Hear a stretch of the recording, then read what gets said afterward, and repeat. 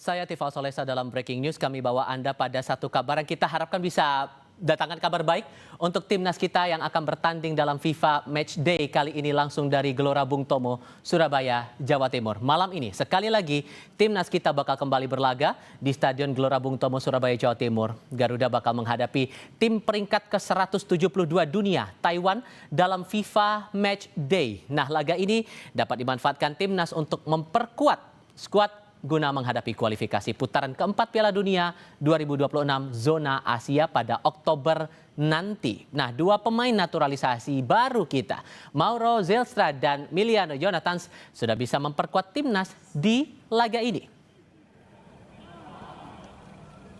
The spirit is very good in the team.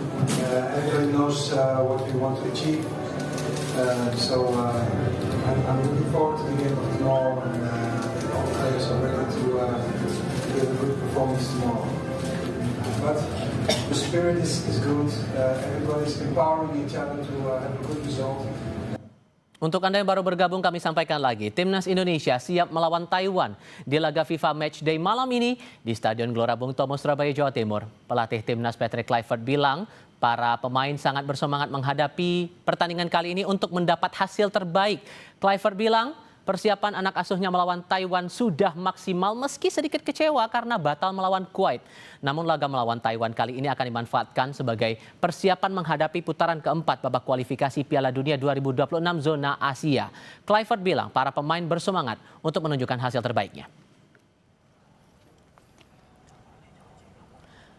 Dan jelang melawan Indonesia, di kubu seberang Persisnya dari timnas Taiwan menggelar latihan resmi di Stadion Gelora Bung Tomo, Surabaya, Kamis malam. Taiwan menjadikan laga kontra Indonesia ini untuk meningkatkan level permainan. Menurut pelatih timnas Taiwan, timnas Garuda dihuni pemain berkualitas yang bisa menambah pengalaman pemain muda Taiwan. Meski begitu, Taiwan akan memberikan kemampuan 100% di laga kali ini.